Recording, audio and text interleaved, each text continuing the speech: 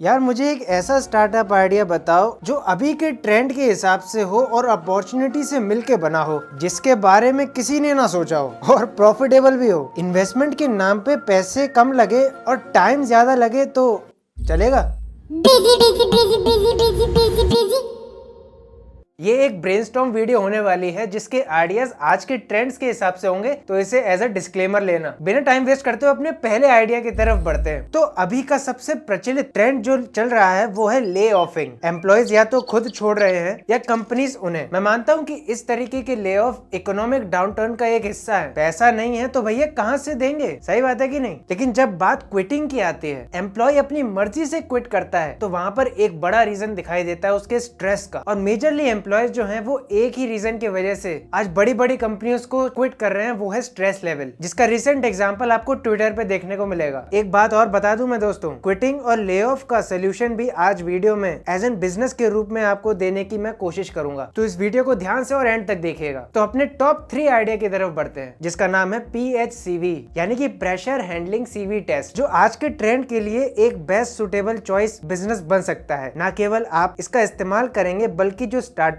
या कंपनीज भी इसका इस्तेमाल करके अच्छे डिसीजन ले सकती हैं, जिससे एम्प्लॉयज जो छोड़ के जा रहे हैं कंपनीज, उन पे रोक लगेगी, आपकी कंपनी की प्रोडक्टिविटी इंक्रीज होगी और एक्सपेंसेस के नाम पे जो ले ऑफिंग चल रही है आज के टाइम पे, वो एक हद तक स्टेबल हो जाएगी। तो ये आइडिया काम कैसे करता है? मेजोरिटी कंपनीज प्रेशर तो डालती हैं एम्प्लॉयज पे कि भैया तू काम करता रहे, जितना दम है उतना दम लगा दे। उन्हें ये पता नहीं होता कि कितने प्रेशर के बाद यहाँ उनका एम्प्लॉय कम स्ट्रेस में ज्यादा प्रोडक्टिव काम कर सकता है। वो प्रेशर डालते रहते हैं, प्रोडक्टिविटी कम होती रहती है और इसका असर पूरी कंपनी पे पड़ता है। आप लोगों में से बहुत लोग समझ गए होंगे कि ये एक डेटा ओरिएंटेड बिजनेस होने वाला है। तो आइडिया ये है कि एक टेस्ट प्लेटफॉर्म बना सकते हैं और कंपनीज के साथ टाई अप करके एम्प्लॉयज जो आपके प्लेटफॉर्म के ऊपर वो स्ट्रेस टेस्ट देंगे, वो कंपनीज में एज अ CV शो कर सकते हैं। वैसे ही जैसे आप अपने सर्टिफिकेट जीतते हैं और CV पे लगाते हैं, वैसे ही अपना स्ट्रेस लेवल आप अपने CV पे लगा सकते हैं। अब इसके बेनिफिट मैं आपको बताता हूँ, न केवल एम्प्लॉय के पर्सपेक्टिव से बल्कि कंपनी के पर्सपेक्टिव से भी। एम्प्लॉय के पर्सपेक्टिव से वो पहले ही डिस्क्लेम कर देता है अपनी कंपनी को कि इतना ही स्ट्रेस आपको डालना है मुझ पे ताकि मैं प्रोडक्टिव काम कर सकूं। हाँ, ये बात सही है, किसी को ये गलत लगता है, किसी को सही लगता है कि यार हमारी मर्जी, हम जितना काम करवाना चाहते हैं अपने एम्प्लॉय से करवा सकते हैं, लेकिन वो एम्प्लॉय भी तो वो काम कर सके, ये भी कंपनी की जिम्मेदारी बनती है। और अगर हम कंपनीज के पर्सपेक्टिव से सोचे तो उनको पता चलेगा कि इस एम्प्लॉय पे कितना स्ट्रेस डालना है जिससे ये प्रोडक्टिविटी को इंक्रीज कर सके और हमारे लिए बेनिफिशियल हो। तो जो फालतू का स्ट्रेस लेवल डालते हैं काम के तौर पे, उसे कम किया जा सके और प्रोडक्टिविटी इंक्रीज के लिए क्या क्या हम उस एम्प्लॉय के लिए कर सकते हैं, वो डेटा उस क्विज टेस्ट से पता चलेगा। एग्जाम्पल के तौर पे अगर मेरे CV टेस्ट में मुझे ये पता चलता है कि मैं जो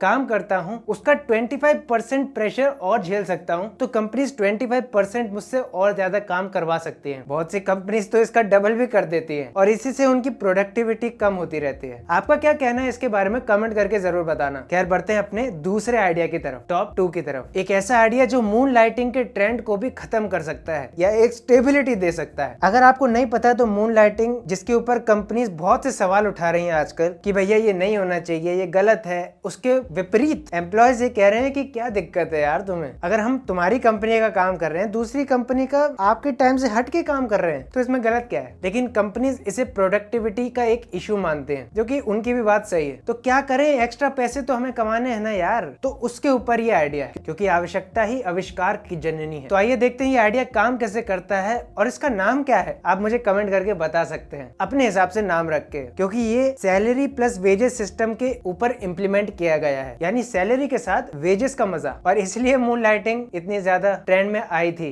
कि भैया सैलरी मिल रही है, दूसरी तरफ भी मिल रही है, तो क्या दिक्कत है। और फ्रीलांसिंग का भी ट्रेंड शायद इसी इम्प्लीमेंटेशन की वजह से हुआ था। आप एक ऐसा प्लेटफॉर्म बनाते हैं जो कंपनीज के साथ काम करता है, जहां कंपनीज अपने कुछ एक्स्ट्रा काम अपलोड कर सकती है आपके प्लेटफॉर्म के ऊपर। अपने एम्प्लॉयज को ये बता सकती है कि अगर आपको एक्स्ट्रा पैसे कमाने हैं तो आप एक्स्ट्रा काम कर सकते हैं इस प्लेटफॉर्म, यानी आपके प्लेटफॉर्म पे जाके। अब वो एक्स्ट्रा काम क्या हो सकता है? वो सोशल मीडिया मार्केटिंग हो सकती है या ब्लॉग राइटिंग हो सकती है, और जितने भी फ्रीलांस वर्क हैं वो भी उस पे अपलोड कर सकती हैं कंपनीज, जो उनके बेनिफिट के हिसाब से हो सकता है। AB टेस्टिंग इसका एक अच्छा कॉन्सेप्ट निकल के आता है कि एम्प्लॉयज अपना काम तो कर रहा है, लेकिन एक्स्ट्रा काम के तौर पे वो A/B टेस्टिंग भी कर सकता है कंपनी के लिए। A/B टेस्टिंग क्या होता है, कैसे होता है, क्या बिजनेस खोल सकता है, उसका पहले ही मैंने वीडियो आई बटन पे दे दिया है। और बहुत से एम्प्लॉयज यार घर जाके फ्रीलांसिंग भी करते हैं, तो उनके ऊपर भी एक अपॉर्चुनिटी होती है कि यार कंपनी के लिए फ्रीलांसिंग कर लो और उसके एक्स्ट्रा पैसे भी मिलेंगे आपको। जहाँ कंपनीज आउटसाइडर के साथ काम करके या फ्रीलांसर के साथ काम करके या नए एम्प्लॉयज को हायर करके वो काम करवाती है और अपने एक्सपेंसेस बढ़ाती है, वो उन्हीं एम्प्लॉयज के द्वारा कर सकती है जो उनके एग्जिस्टिंग है। तो ये मून लाइटिंग को एक हद तक कम कर सकता है। या इसका अगर एक ऑल्टरनेटिव ढूंढा जाए तो ये भी निकलता है कि एम्प्लॉयज अपलोड कर सकते हैं अपने काम की वो क्या क्या कर सकते हैं आपकी कंपनी के लिए एक्स्ट्रा, और कंपनीज उस हिसाब से आपको काम डिस्ट्रीब्यूट कर सकती है उसी प्लेटफॉर्म पे। वैसे आपको क्या लगता है, ये काम करेगा मून लाइटिंग का ये ऑल्टरनेटिव? कमेंट करके जरूर बताना। और ऐसे ही ब्रेनस्टॉर्म आइडियाज मिलते रहते हैं बिल्कुल यूनिक, और अगर आपको कहीं और देखने को मिलते हैं ऐसे आइडियाज तो हमें जरूर बताना कमेंट करके, लेकिन पहले सब्सक्राइब और बेल आइकन दबा के। खैर बढ़ते हैं अपने टॉप 1 की तरफ। क्रिएटर्स और उनके फैंस के लिए कमेंट बॉक्स एक बहुत बड़ा और मेजर रोल निभाता है उनकी इंटरैक्टिविटी के अंदर, इसलिए कहता हूँ कमेंट करा करो। इस कमेंट बॉक्स का कंपोनेंट जो है वो हर क्रिएटर के जीवन में बहुत इंपॉर्टेंट है, इसके बिना ना हो तो।